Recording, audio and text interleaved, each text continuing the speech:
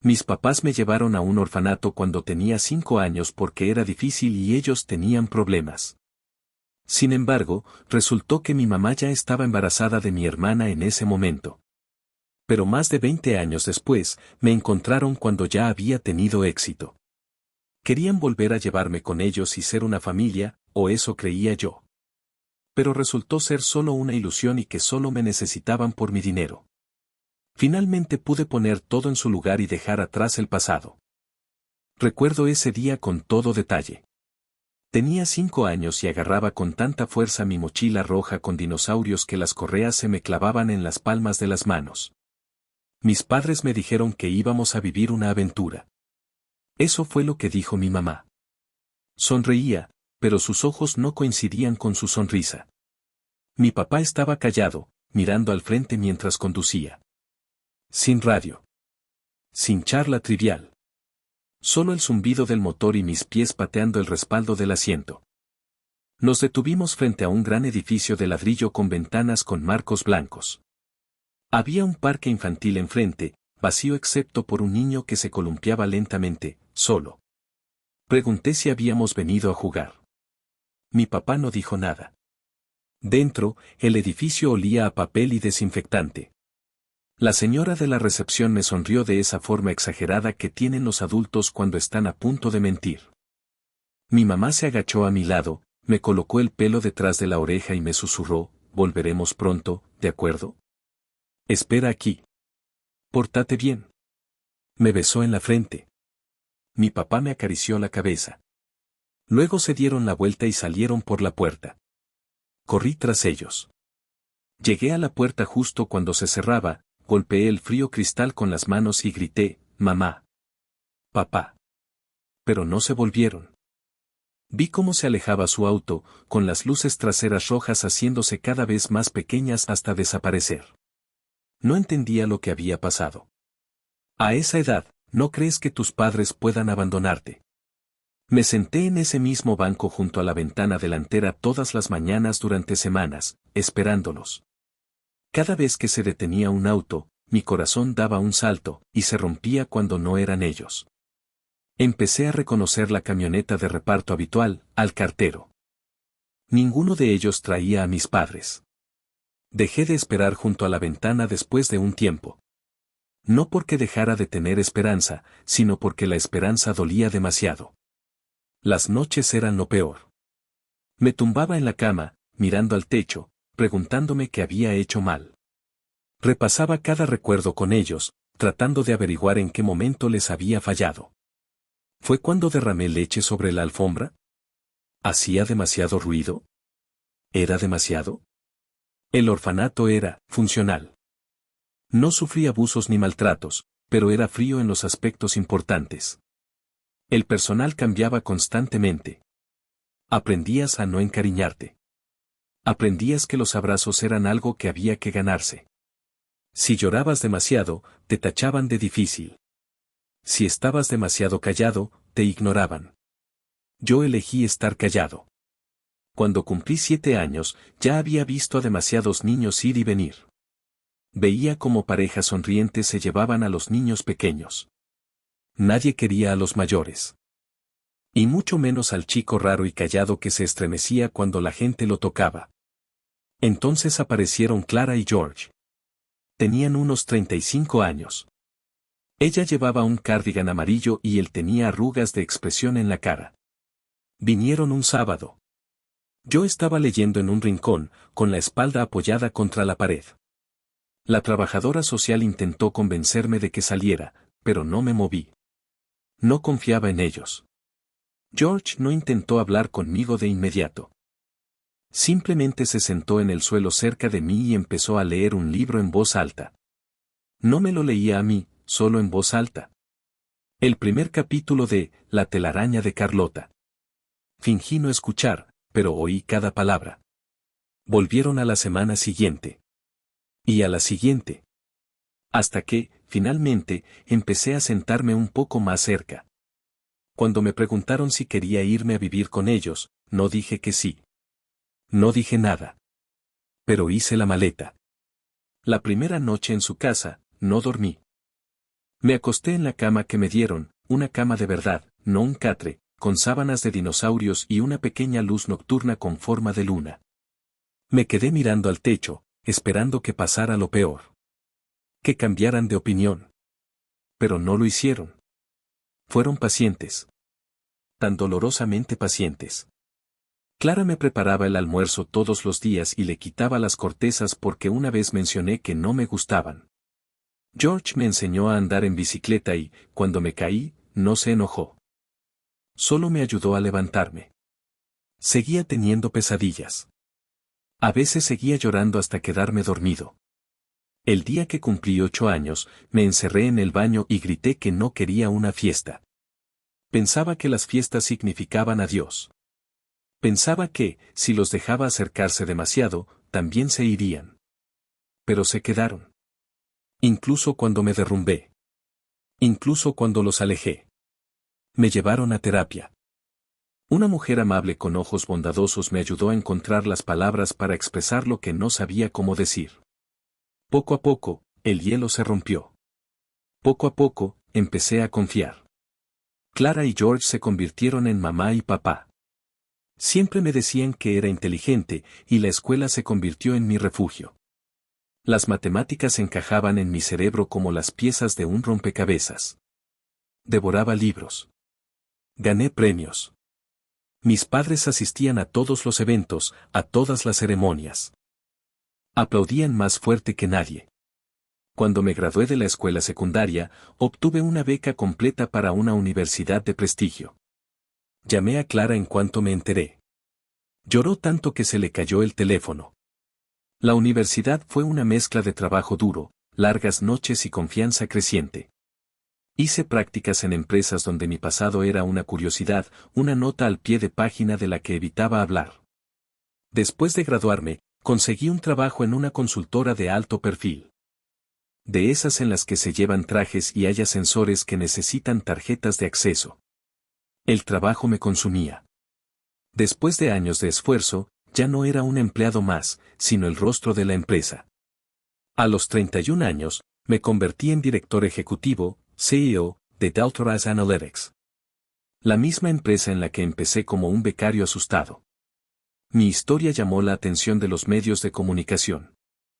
Una revista nacional de negocios publicó un reportaje sobre mí, de huérfano a ejecutivo, el improbable ascenso de Andrew Williams.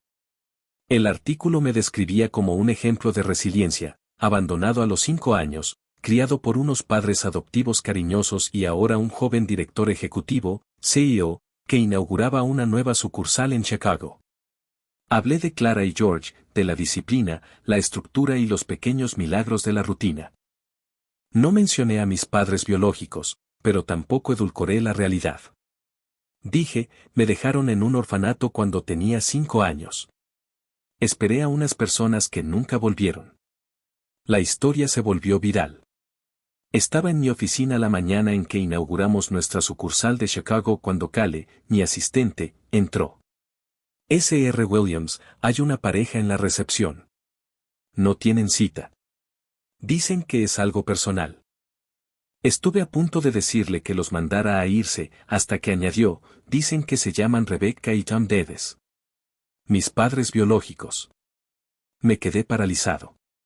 ¿Dijeron de qué se trata? No, señor. Solo que es urgente. Tragué saliva. Ese nombre. No lo había oído en décadas. Llévalos a la sala de conferencias B, le dije. Iré enseguida. Caminar por el pasillo fue como arrastrar cadenas. Abrí la puerta lentamente. Allí estaban. Rebecca, mi madre biológica, había envejecido, su rostro estaba más delgado y arrugado. Tom, mi padre biológico, parecía cauteloso, rígido. Tenía las manos delante de él, como un estudiante a punto de ser regañado. Andrew, dijo ella con voz temblorosa. No me senté. No hablé de inmediato. ¿Leíste el artículo?, dije secamente. Ella asintió. Vimos tu foto. La parte sobre el orfanato. Lo supimos de inmediato. ¿Y simplemente aparecieron? ¿Después de todos estos años? Tom intentó sonreír. Pensamos que quizá querrías vernos. No sabíamos de qué otra forma contactar contigo. Me sentí mal. Como si la habitación girara ligeramente fuera de equilibrio. ¿Por qué ahora? ¿Por qué tengo éxito? ¿Por qué mi nombre aparece en las luces? Tuvieron toda mi infancia. Me sentaba junto a la ventana todos los días esperándote. Ahora estás aquí, en mi oficina, como si nada hubiera pasado. Rebecca abrió su bolso y deslizó una pequeña foto por la mesa. Yo, a los 5 años. Una sonrisa demasiado grande para mi cara. Guardamos esto. Nunca dejamos de pensar en ti. Miré la foto. Se me encogió el corazón. La dejé boca abajo sobre la mesa.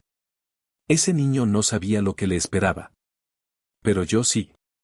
Y salí de la habitación. Al día siguiente no fui a trabajar. Le envié un mensaje a Kale antes del amanecer: no me encuentro bien. Me tomaré un par de días libres. Por favor, cancela mis reuniones. Ella respondió al instante: por supuesto. Avísame si necesitas algo. Que te mejores pronto. Dejé el teléfono boca abajo y no lo volví a tocar en horas. El apartamento parecía una cueva, oscuro, cargado de silencio. No abrí las persianas. No encendí las luces. Caminé de un lado a otro. Me senté. Me acosté y me levanté 10 minutos después. Mi cuerpo estaba agotado, pero mi mente no se detenía. Rebecca y Tom, mis padres biológicos. Sus rostros. La foto. La forma en que mi nombre sonaba en sus bocas. Como si nunca hubieran dejado de decirlo, a pesar de que no lo había oído de ellos en más de 2 décadas. ¿Debería haberme quedado más tiempo? ¿Debería haberles dejado explicarse? ¿Fui demasiado duro? Las preguntas daban vueltas en mi cabeza como un sueño febril.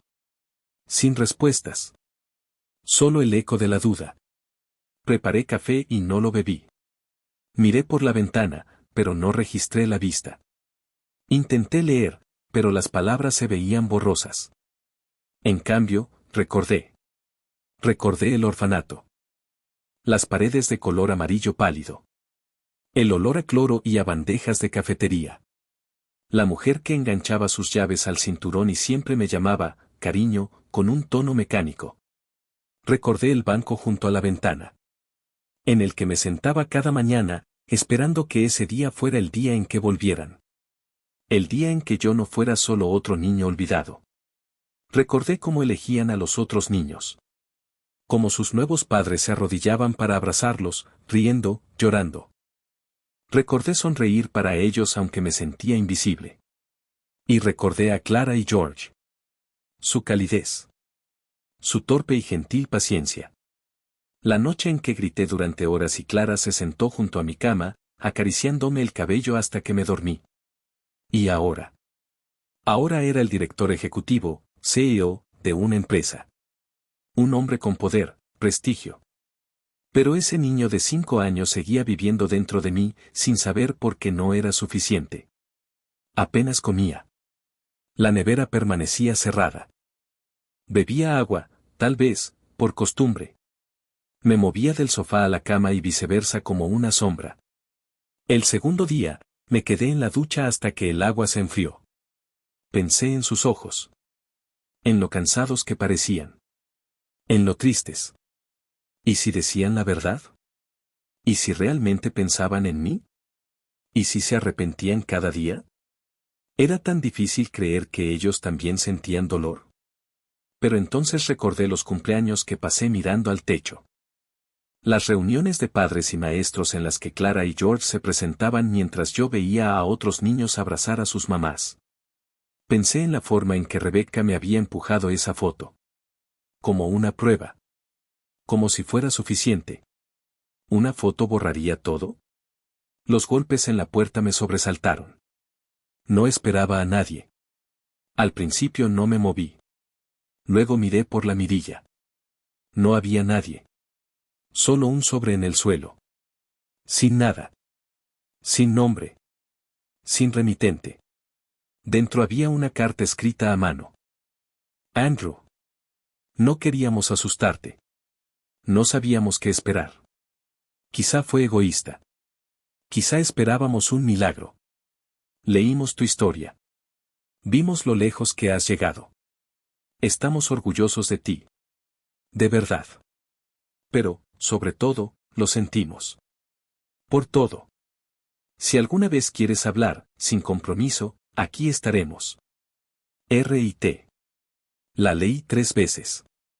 Luego la doblé y la guardé en el fondo del cajón de mi escritorio. No lloré. No grité. Me quedé allí sentado, preguntándome cómo se puede perdonar a alguien por desaparecer. Esa noche, cogí el teléfono y llamé a la única madre que nunca me había defraudado. Clara respondió al segundo tono. ¿Cariño? ¿Va todo bien? Dudé, con la voz entrecortada. Yo necesito tu consejo. No me metió prisa. Solo esperó. Han venido a verme, dije finalmente. Mis padres biológicos. Rebecca y Tom. Leyeron el artículo. Me encontraron. Silencio.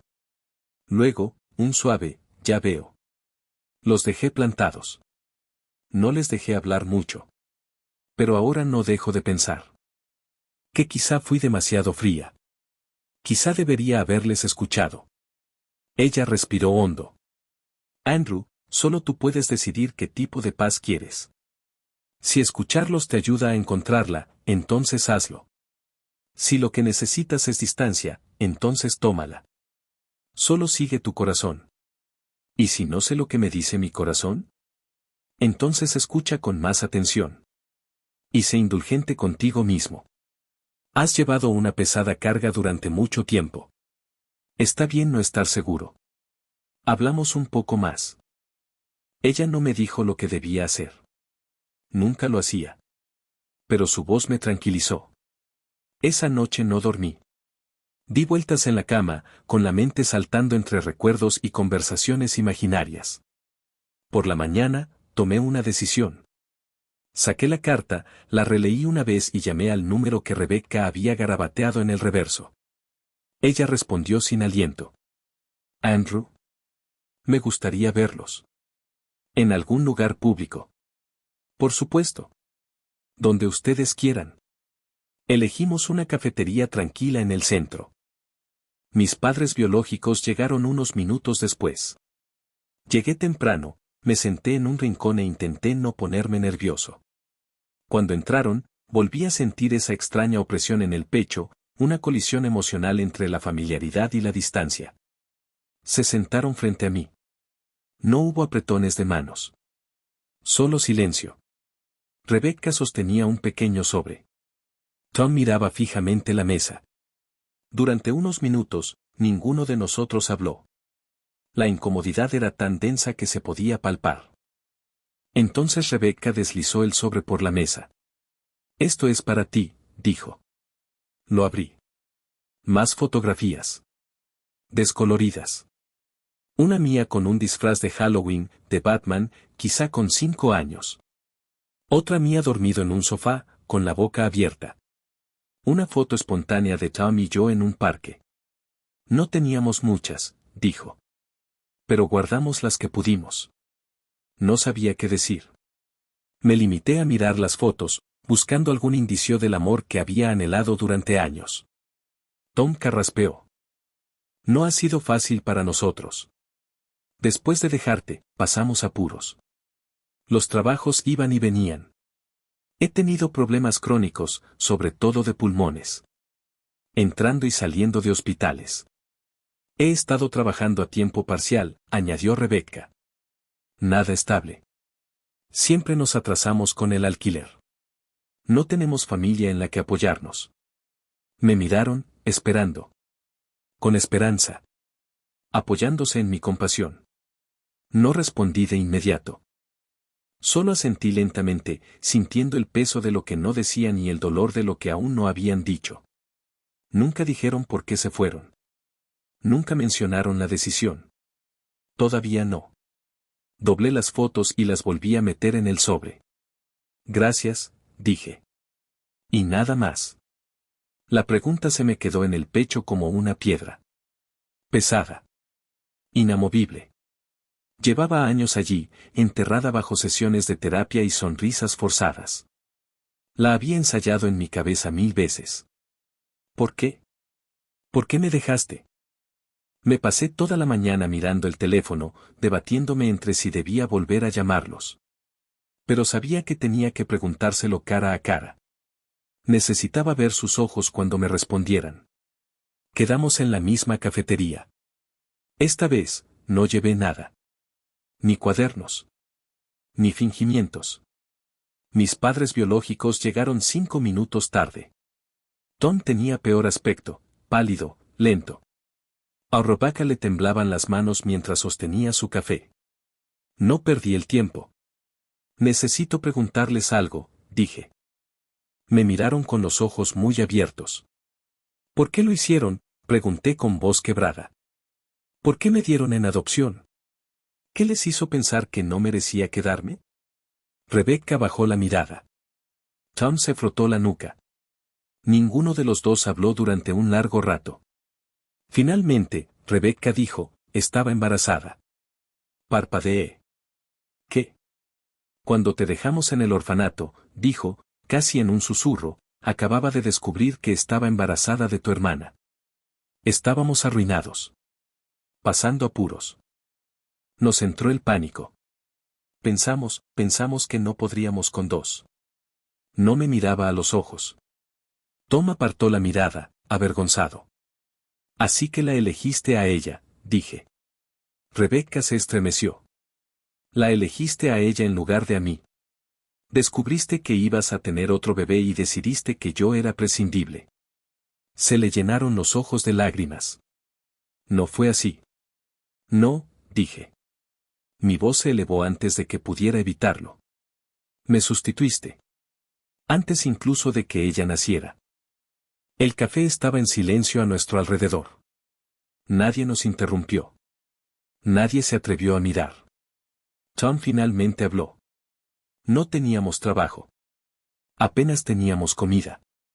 Pensamos que el orfanato sería algo temporal. Que volveríamos a por ti cuando las cosas mejoraran. Pero no lo hicisteis. No sabíamos cómo, dijo Rebecca. Luego pasó el tiempo.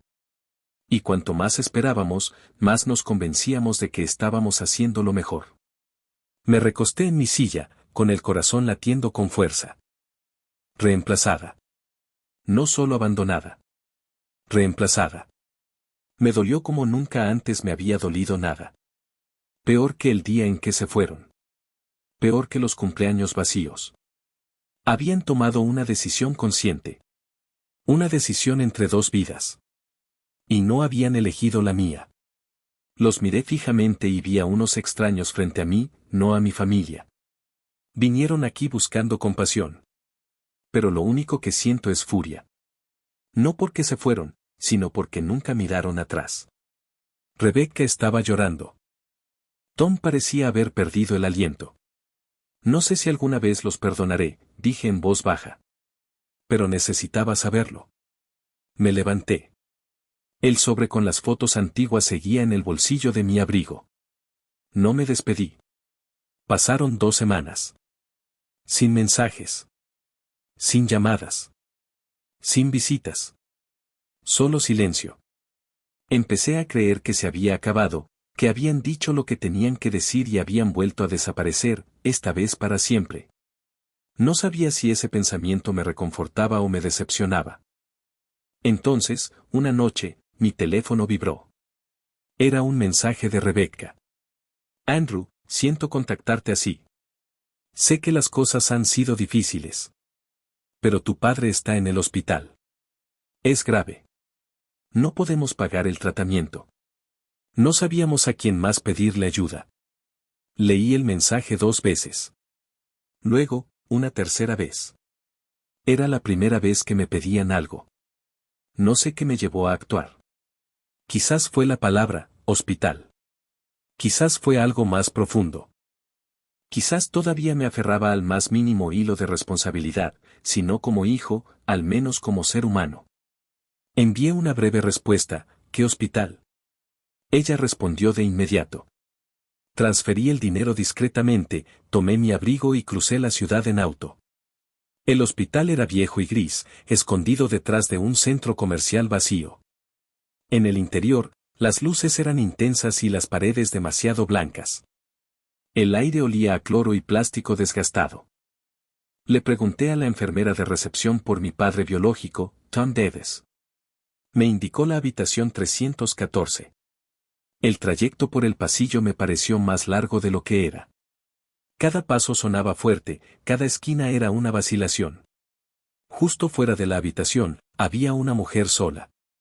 Estaba hablando por teléfono, con un brazo sosteniendo una tableta y el otro gesticulando ligeramente mientras hablaba. Se parecía a él. La misma estructura ósea. La misma frente seria. Pero se movía con confianza. Llevaba tacones y un abrigo que gritaba, caro. Llevaba el cabello recogido con cuidado y un maquillaje impecable. Terminó la llamada cuando me acerqué. Nuestras miradas se cruzaron. Hola, dijo con naturalidad. ¿Vienes a ver a Tom? Sí, respondí lentamente. Soy Andrew. Ella parpadeó. Ah. Hubo un momento de silencio. No me tendió la mano. No sonrió. Soy Emily, dijo simplemente. Su voz era agradable, pero su tono era seco. Controlado. Volvió a mirar su teléfono. Llego tarde a una reunión sobre el papeleo del alta de papá. Pero por ahora está estable. Es solo que, es mucho. Asintió rápidamente con la cabeza, educadamente, y se dio la vuelta para marcharse. Y eso fue todo. Sin curiosidad. Sin calidez. Sin reconocer nada más allá de la logística. La vi alejarse, con sus tacones resonando en el pasillo como un metrónomo. Abrí la puerta y entré. Tom estaba dormido. Me senté en un rincón, con un silencio denso y frío entre nosotros. Todo lo que había imaginado sobre el encuentro con mi hermana, sobre cómo sería ese momento, no era esto. Me quedé unos 10 minutos en esa habitación del hospital. Tom no se despertó y yo no intenté despertarlo. Todo me parecía lejano. Me senté allí pensando, no en él, sino en Emily, en lo serena y ajena que parecía. En lo rápido que se había marchado. Cuando me levanté y salí, no miré atrás. Conduje directamente a la oficina. Era tarde, pero me senté en mi escritorio de todos modos, revisando informes que no necesitaba revisar. Los números tenían sentido. No mentían, no culpaban, no pedían más de lo que se les debía. Durante los días siguientes, Rebecca empezó a llamar con más frecuencia. Sus mensajes no eran emotivos, eran prácticos. Cosas que necesitaban. Dinero para los servicios. Una factura de agua atrasada. Gasolina para el auto. El mismo auto, dijo, que Tom necesitaba para acudir a futuras citas con el médico. Luego fue el auto en sí, algo relacionado con la transmisión. Otro presupuesto. Otra petición. Y envié el dinero. En silencio. Sin preguntas. Sin juzgar. Se convirtió en un ritmo. Un patrón. Rebecca pedía. Yo daba. Me repetía a mí mismo que era compasión. Que eso era lo que hacían las familias.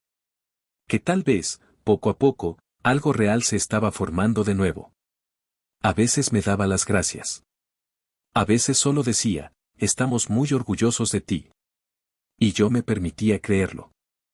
Durante las siguientes semanas me centré en el trabajo, me quedaba hasta tarde, me sumergía en hojas de cálculo y entregas.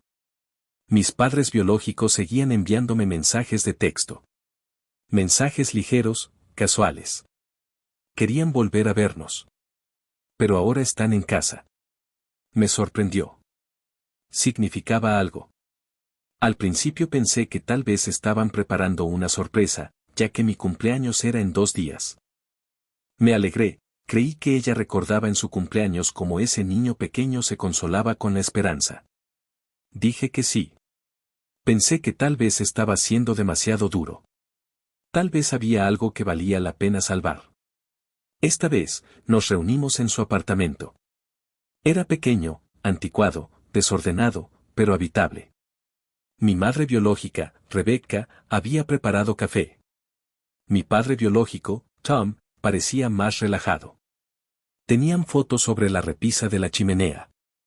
Emily aparecía en la mayoría de ellas. Una adolescente sonriente con aparatos dentales. Una joven con un birrete de graduación. Una en la que aparecía cogida de la mano de un chico alto que parecía un entrenador de fútbol americano. Me mostraron fotos de su anillo. Me dijeron que su hermana se había comprometido y que estaban planeando la boda para dentro de un mes. Me hablaron del lugar de la celebración. Del vestido. De lo emocionados que estaban. Me senté allí, asintiendo con la cabeza. Sonriendo educadamente. Era como ver la vida de otra persona en la televisión. Una en la que yo nunca había participado. Entonces Tom carraspeó. Escucha, Andy, podíamos tener que pedírtelo. Pero andamos justos de dinero. Y la boda está costando más de lo que esperábamos. Nos preguntábamos si tal vez estarías dispuesto a ayudarnos. Solo un poco. ¿Te va bien, verdad? Me quedé paralizado. ¿Quieren que pague la boda? Sí, pero... se apresuró a decir Rebecca. No toda. Solo un poco. Emily se merece algo especial. Es una chica tan buena. Me sentí como si volviera a tener 5 años, mirando fijamente la puerta del orfanato. No sabía qué decir. Solo asentí lentamente. Lo pensaré. ¿Me llamaron aquí? No porque se acordaran de mi cumpleaños. No por eso. Necesitaban ayuda. Me abrazaron cuando me fui. Yo no les devolví el abrazo. Pero más tarde esa noche, les transferí $15,000 americanos. ¿Por qué? Porque en lo más profundo de mi ser, todavía quería formar parte de algo. Todavía quería creer que lo decían en serio cuando decían que me extrañaban. Durante las siguientes semanas, llamaron más a menudo. A veces solo para charlar. A veces para pedir más dinero. Y yo, como un idiota, seguí ayudándoles.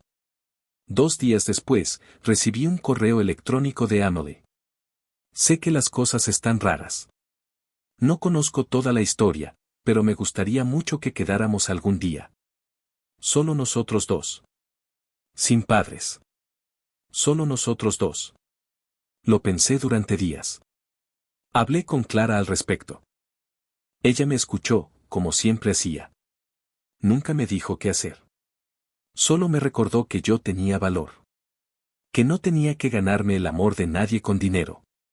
Acepté quedar con Emily. Elegimos una pequeña cafetería en el centro. Territorio neutral. Llegué temprano y me senté en la mesa más alejada de la ventana. Quería ver a todos los que entraran. Llegó puntual. Alta, morena, con grandes ojos marrones que me resultaban familiares. ¿Andrew? Sí. Hola. Se sentó frente a mí y pidió un té. Yo no pedí nada. Gracias por venir, dijo. No estaba segura de que lo harías. Yo tampoco estaba seguro. Parecía nerviosa. Eso me sorprendió. Esperaba arrogancia, tal vez prepotencia. Pero parecía alguien que entraba en una habitación llena de minas terrestres. No supe de tu existencia hasta los 15 años, dijo. Nunca me hablaron de ti. Hasta que encontré una caja en el ático con unos papeles viejos. Me incliné ligeramente hacia adelante. ¿Qué papeles? Un viejo formulario del orfanato. Algunas cartas. Una foto. Tú. No recordaba que me hubieran tomado fotos. Los confronté. Fue entonces cuando me lo dijeron.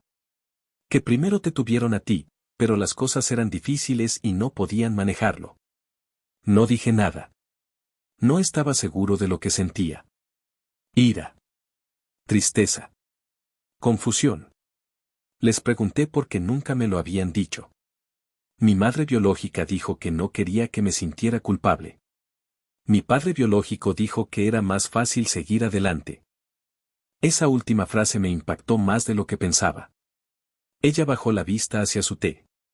No te pedí que nos viéramos para empeorar las cosas. Solo, quería volver a verte. Eres mi hermano. Esa palabra otra vez. ¿Cómo es?, preguntó. Ser adoptado, quiero decir. Eso me hizo reír. Amargamente. Como ser rescatado de un incendio que provocó otra persona. Ella hizo una mueca de dolor. No me disculpé. Hablamos durante otra hora. Sobre todo de cosas neutras. Aficiones. Trabajo. Ella estudiaba diseño de interiores. Estaba comprometida con un chico llamado Matt. Parece que te ha ido bien, dijo con una sonrisa. Mejor que bien, en realidad. Quería pedirte ayuda. A nuestros padres y a mí nos va a costar mucho vivir juntos. ¿Podrías ayudarnos con la hipoteca? Necesitamos espacio y nuestro apartamento no es grande. Pero prometí ayudarla, ella no tiene la culpa de lo que hicieron nuestros padres. Te ha costado un poco. Cuando nos despedimos, me dio un abrazo rápido. No se lo devolví. No del todo. Pero tampoco me aparté. De vuelta a casa, pensé en la conversación durante mucho tiempo. Quizás Emily realmente quería una relación. Después de un tiempo, todos los documentos estaban listos. Se suponía que iba a ser una sorpresa para el día de la boda de mi hermana. Tuve que volver a emitir los documentos para ella. Al día siguiente, Rebecca, mi madre biológica, me envió otro correo electrónico. Nos enteramos de que viste a Emily. Eso significa mucho para nosotros. La familia es lo que importa. Con el tiempo lo verás. Entonces, un viernes por la noche, recibí un mensaje de texto de un primo lejano al que apenas conocía. Hola, ¿vas a venir mañana a la boda de Emily? Me quedé mirando la pantalla. ¿Mañana? No había recibido ninguna invitación. Ni una llamada. Ni un correo electrónico. Nada. Le respondí, ¿estaba invitado? La respuesta no se hizo esperar. Oh. Pensaba que lo sabías. Dijeron que no podías venir. Sentí frío. No estaba enojado. Aún no. Solo sentía frío. Como si el mundo se hubiera vuelto gris. No dormí esa noche. Seguía despierto cuando salió el sol. La luz de mi teléfono era la única luz de la habitación. Seguí revisando mis mensajes. Actualizando. Esperando. Quizás se habían olvidado de enviar la invitación. Quizás era un error ridículo. Esperé una explicación. Una disculpa. Algo. No llegó nada. Me duché y me vestí como si fuera a ir a algún lado. Incluso me puse un traje. Era patético, pero creo que una parte de mí creía que si parecía listo, tal vez me llamarían. Tal vez me dirían que, después de todo, había un lugar para mí. A las 10 de la mañana, supe que no iba a suceder. Habían mentido. Le habían dicho a la gente que no podía ir. Que había rechazado la invitación. Que tenía algo más importante que hacer. Me miré en el espejo, vestido como un fantasma en una fiesta a la que no había sido invitado. Más tarde, esa misma tarde, di un paseo por el parque. Vi a familias haciéndose fotos de bodas cerca del estanque. Una niña pequeña lanzaba pan a los patos y se reía mientras estos lo perseguían. Vi a una pareja joven besándose bajo un árbol. La vida seguía a mi alrededor. Yo me sentía como si estuviera parado en el tiempo. De vuelta en casa, abrí una botella de vino que había estado guardando para una ocasión especial. Lo bebí directamente de la botella. No me molesté en servirlo en una copa. Sabía a vinagre. Clara llamó. Dejé que saltara el buzón de voz. Unas horas más tarde, recibí una foto de mi prima. Emily con su vestido de novia, sonriendo como una modelo en una valla publicitaria. Mis padres biológicos a su lado, radiantes. La leyenda decía, un día tan bonito. Te echamos de menos. ¿Me extrañaron? Ni siquiera me invitaron. La ira llegó rápido. Con fuerza. Todos los años que pasé preguntándome qué había de malo en mí. Todas las sesiones de terapia. Todas las pesadillas. Y ahora, querían mi dinero, pero no mi presencia. Volví a llamar a mi mamá adoptiva, Clara. Respondió al segundo tono. ¿Andy? ¿Estás bien? No me invitaron. Se quedó callada. Lo siento mucho, cariño. Lo pagué, dije. USD 15,000. Y ni siquiera me dieron un maldito asiento. Clara no me dijo que no dijera palabrotas. No me regañó. Solo escuchó. Le mintieron a la gente sobre mí. Dijeron que no podía ir. ¿Entiendes cómo se siente eso? Sí, dijo en voz baja. Más de lo que imaginas. Volví a llorar. No porque los extrañara, sino porque extrañaba la ilusión. La frágil esperanza de que tal vez tenía una familia en algún lugar. De que tal vez no me habían abandonado. Pero no era así. Esa noche, volví a pasar en vela. Me senté en mi escritorio y escribí todo lo que quería decirles. Página tras página. La mayor parte nunca la enviaría. No era para ellos. Era para mí. A la mañana siguiente, bloqueé sus números. Todos y cada uno de ellos. Mi mamá biológica. Mi papá biológico. Incluso Amole. Y luego esperé. Porque sabía que el silencio no duraría. Y no duró. 2 días después, recibí un correo electrónico de Rebecca. Andrew, no queríamos lastimarte. Estás sacando esto de contexto. La boda fue una celebración pequeña.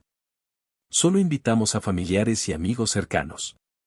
Intentábamos ser considerados. No respondí. Esa noche, Tom llamó desde un número diferente. Dejé que sonara. Dejó un mensaje de voz. Hola, hijo. No sé de qué se trata esto. Has estado distante. Tu madre está molesta. Tenemos que hablar. ¿Tu madre? ¿Te refieres a Clara, la única mujer que alguna vez me arropó y lo hizo de verdad? Volvieron a llamar al día siguiente. Y luego otra vez. Los mensajes se volvieron más agresivos.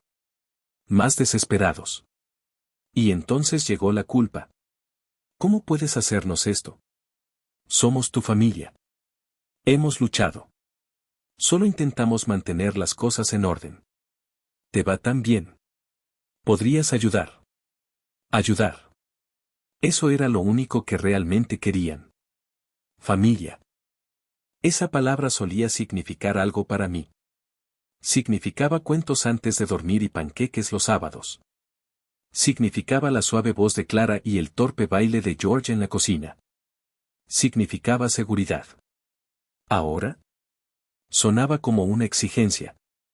Como una soga que alguien intentaba atarme al cuello otra vez. Después de bloquearlos, el silencio fue breve. Demasiado breve. Los correos electrónicos comenzaron a aparecer en mi bandeja de entrada, a veces 2 o 3 al día. Rebecca, la que más escribía. Párrafos llenos de culpa, historia revisionista y preguntas capciosas. ¿No recuerdas las veces que te llevábamos al parque? Te encantaban los columpios. Estábamos pasando por muchas dificultades. Pensábamos que el orfanato sería algo temporal. Nunca dejamos de pensar en ti. No respondía ninguno de ellos.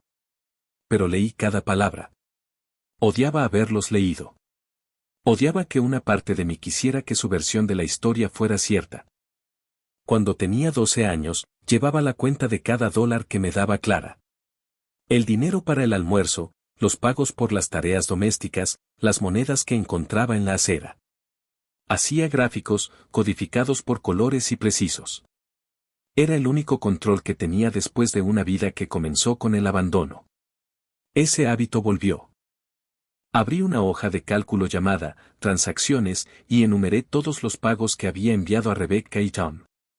$1,500 americanos, febrero, emergencia médica. $500 americanos, marzo, comestibles. $15,000 americanos, Abril, ayuda para la boda. $400 americanos, mayo, reparación del auto. En 5 meses, les di más de 20,000 pesos. Ni siquiera me habían invitado a la boda que pagué. Me quedé mirando la hoja de cálculo hasta que las líneas se difuminaron. Me sentí utilizado. Como si estuvieran reconstruyendo su vida a mi costa. No como un hijo, solo como una cuenta bancaria. Esa noche, llamé a Clara. Me siento como un tonto, le dije. No lo eres. Solo tenías esperanzas. Eso no es ser tonto, me respondió. George, su esposo, mi padre adoptivo, se unió a la llamada más tarde. Solo estaba ahí. Me preguntó por mi día, mi sueño, la cena. Se preocupaba de verdad.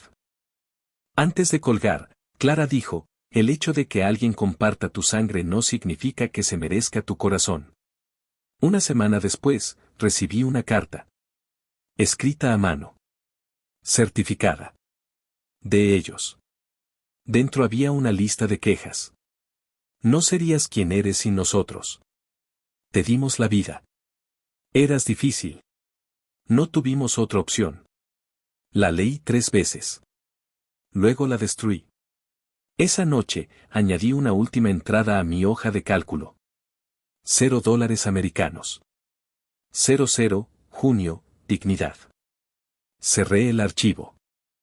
No esperaba encontrar la paz después de cortar con ellos. Pero sí esperaba tranquilidad. En cambio, hubo ruido. Llamadas de números desconocidos. Nuevas direcciones de correo electrónico. Mensajes de parientes lejanos con los que no había hablado en años, personas que de repente se acordaron de mí, todas repitiendo lo mismo, son tus padres. Uno incluso tuvo el descaro de decir, la familia es para siempre. Esa frase nunca me ha gustado. Si la familia era para siempre, ¿dónde estaban cuando yo, con 5 años, estaba sentado en un colchón fino, esperando una llamada que nunca llegó? Mi vida se convirtió en un patrón de ignorancia. Ignorar las llamadas. Ignorar la culpa. Ignorar la familiar sensación de vergüenza que creía haber enterrado. El trabajo se convirtió en mi ancla. Plazos, estructura, resultados que podía controlar. Me ofrecí voluntario para proyectos adicionales, me quedaba hasta tarde, me apuntaba a revisiones los fines de semana. Cualquier cosa para evitar el vacío que se apoderaba de mí. Un sábado, me encontré con una antigua amiga de la universidad en una cafetería. Sara. No habíamos hablado en años, pero me abrazó como si no hubiera pasado el tiempo. Nos pusimos al día tomando cafés con leche y compartimos las actualizaciones corteses que la gente da cuando se ha distanciado pero aún se preocupa. Entonces me preguntó, ¿cómo están tus padres? Me sentí como si me hubieran dado un puñetazo. Mentí. Le dije que todo iba bien.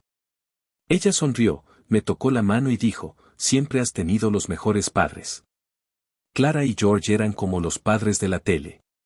Recuerdo que tu mamá traía galletas durante los exámenes finales. Yo también sonreí. Pero sentí un nudo en el estómago. Me fui temprano, diciendo que tenía trabajo. No era cierto. Simplemente no quería explicar el lío en el que estaba metido. Esa noche, rebusqué en un viejo cajón y saqué un álbum de fotos que Clara me había hecho para mi graduación del instituto. Fotos de todos los cumpleaños, obras de teatro del colegio, boletines de notas. Notas escritas en los márgenes, te encantaba este libro. Este año no parabas de hablar de ranas. Estábamos muy orgullosos de ti. Cada página era un recordatorio de cómo era realmente el amor. No solo palabras, sino esfuerzo. Constancia. Presencia. A la mañana siguiente, les escribí un largo correo electrónico a Clara y George. No hablé de Rebecca ni de Tom. Solo les dije lo agradecido que estaba. Lo mucho que su paciencia me había moldeado. Como todavía estaba aprendiendo lo que era la confianza, pero ellos habían sido mi comienzo. Clara respondió con un emoji de corazón y un mensaje de 4 párrafos que me hizo llorar. George llamó más tarde y solo dijo, gracias, chico. Eso significó más de lo que imaginas. Entonces comprendí, de una vez por todas, que la familia son aquellos que están cerca de ti, los que te entienden, te quieren y nunca te traicionan. Los que te quieren simplemente por ser quien eres.